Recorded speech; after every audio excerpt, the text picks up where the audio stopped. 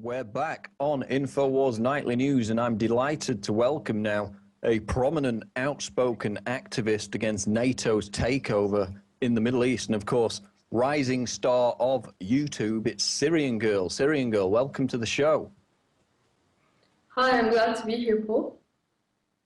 Well, isn't it an amazing coincidence, as we see, of course, the humanitarian crises developing in Libya and Syria, you know, the targets of NATO regime change. Meanwhile, over in Bahrain, people are getting put in prison camps for sending tweets critical of their government. People are being killed in the country by Saudi troops. But don't worry, because the UN is holding a working group discussion about the matter. So, Syrian Girl, tell us about events in Bahrain. Well, one prominent thing you notice about Bahrain is actually missing from the mainstream media a great deal.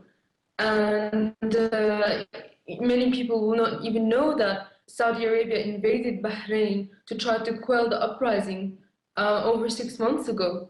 And now, more recently, Saudi Arabia has come up with a brilliant plan that will make Bahrain cease to exist as a country altogether, in a part of a Saudi Arabia-Bahrain unification proposal. So the people of Bahrain obviously are quite angry about this, and there's been some mass protests across Bahrain, and it's clearly a breach of sovereignty. And there's been human rights violations, of course. I'm not Bahraini. I don't really like to comment on people's internal politics, but in this case, it's obvious that a foreign power has invaded a country by the request of the Bahraini government. But in the first place, the Bahraini government was a puppet of Saudi Arabia. And one of the biggest crimes of Bahrain, that the government of Bahrain did against its people, was the center square of Bahrain had a very symbolic, they called it the Pearl, and it was a statue in the middle of the square, and people used that statue to rally around, and the Bahrain government just destroyed the whole symbol, the whole statue, so people wouldn't rally around it. And that's the kind of attitude that the Bahrain people are facing. So moving on to, obviously we got that situation unfolding, being completely ignored by the establishment media in the West, while they'll still crow about the glorious Syrian rebels busy carrying out terrorist attacks again on Saturday. But meanwhile in Yemen, while Hillary Clinton, admits that the US and Al-Qaeda are on the same side in Syria, in Yemen we've got US troops on the ground, again, no congressional authorization, and it's all in the name of fighting Al-Qaeda, even though we're on the same side as Al-Qaeda in Libya and Syria, the best enemies money can buy. And there's a quote here out of the LA Times today. Obama said in 2010 he had, quote, no intention of sending US boots on the ground to Yemen, but Army General David Petraeus, now head of the CIA, offered to secretly put US Special Operations troops in the country, leaked State Department cables show. Then President Saleh rebuffed his proposal, the cables show. And then we had a convenient little Arab Spring in Yemen, and Saleh, who was, proving a roadblock to all this, was outed. He was toast. So, Syrian Girl, US troops in Yemen now officially. What's the core objective behind these boots on the ground that Obama promised he would never send? Well, it's a little bit strange that the US is using Al-Qaeda to, in a different way in Syria, and then it's using it in Yemen as a pretext for an invasion. And that might be something that we're going to see them try to do in Syria, although Syria's military is quite strong, so perhaps it won't be an intervention to a level of an invasion. But with Yemen, if you asked what's the importance of it, why are they there? Well, if you look at Yemen geographically, it's right next to the Suez Canal, and it's with an African country called Djibouti. I'm not sure if I pronounced that properly. There's a little bit of a cutoff in that canal. And so Yemen is a very important country for imports and exports to go through for control. So that was one of the reasons that US troops are in there. It's interesting that we never really heard about US troops there until there was a bombing recently where one of these trainers, they're called, was injured in this bombing. Although 100 Yemeni soldiers were killed in the bombing as well. Due to the CIA terrorist organization Al-Qaeda. So we've got that situation unfolding again, another domino they're trying to topple there in the Middle East. I want to focus it back on Syria again, because when the Arab League went into Syria and reported there was violence on both sides, the Western establishment media couldn't care less. So then we had the also independent UN, who have now gone in as observers. And we learn from the photographic and video evidence that they're palling around with Al-Qaeda, those same, bad guys that were in Yemen to fight, and actually under protection in this independent mission, under protection of the rebels. So given that, Syrian girl, how independent do you think the UN mission in Syria really is? It's never been independent. We've seen the UN, being used as a tool to create wars for a long time now. And I think the whole point of the UN ceasefire is just to give the rebels a chance to regroup and rearm, because it came the ceasefire was suggested at a time when they suffered a huge defeat in Bab Amr, which is a district in Homs, where they had a stronghold, and the military of the Syrian military actually went into it. So quickly then we saw this diplomatic overtures from the UN and NATO to try to salvage whatever is left of this sectarian insurgency. And this is what the ceasefire has been used as. It could have been worse if it wasn't for the Russian changes in the peace plan. But of course, it was going to fail from the start because the insurgents themselves failed to agree to it, and they continued their offensive. Only the Syrian military had its hands tied behind its back by the ceasefire and couldn't attack the insurgency to the full. So that's really the point of the whole thing. And it's funny to assume that the NATO side is wanting to see the ceasefire succeed, because as it was going, what has happened in Syria, the international EU and NATO has increased sanctions against Syria, and they have openly declared monetary funding and non-weapon aid to the rebels, although Syria and the Lebanese military has been capturing weapons shipments, huge ones, over the last few months since the ceasefire was declared. So it's obvious that at least the EU and NATO have no intention for there to be peace or a ceasefire, and they're actively undermining the so-called ceasefire.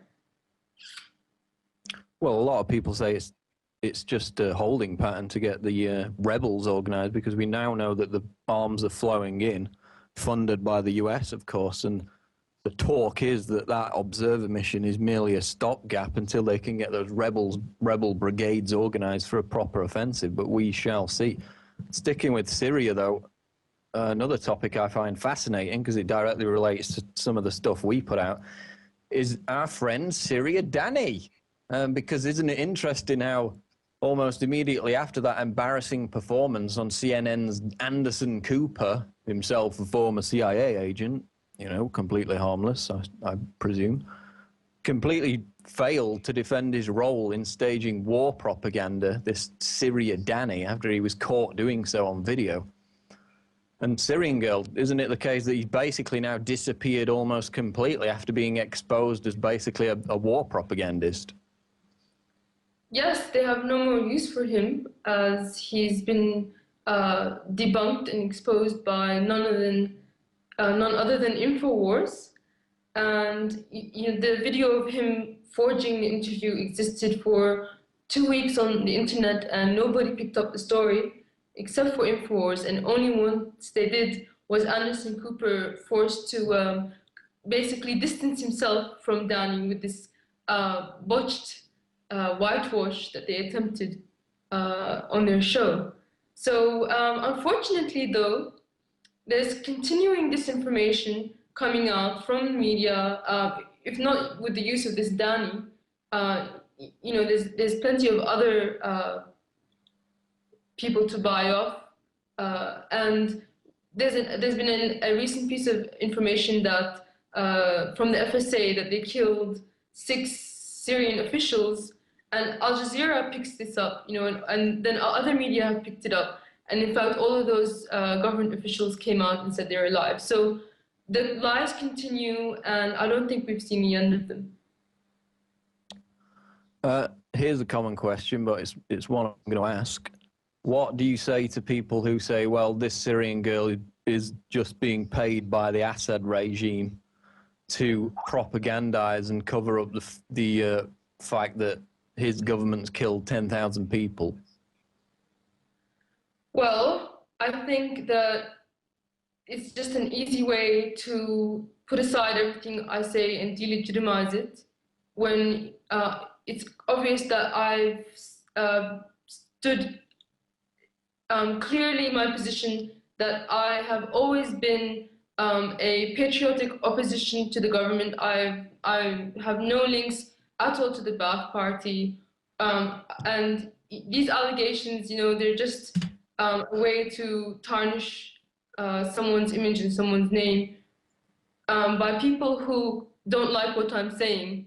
And I wonder who benefits least from what I'm saying. And, they would have something to gain from claiming that I'm somehow linked to the Syrian government. Well, I guess we've got the entirety of the Western establishment media pushing the line that these glorious rebels are in fact freedom fighters when they're carrying out terrorist attacks on a weekly basis. So I guess that angle's covered. But actually, another story I read in the Financial Times a few days ago was written by Anne-Marie Slaughter, who is a CFR member.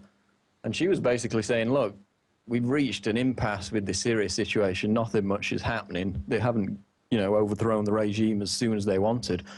She said, let's arm the citizens with smartphones and facilitate them the ability to upload abuse videos to a centralized UN hub.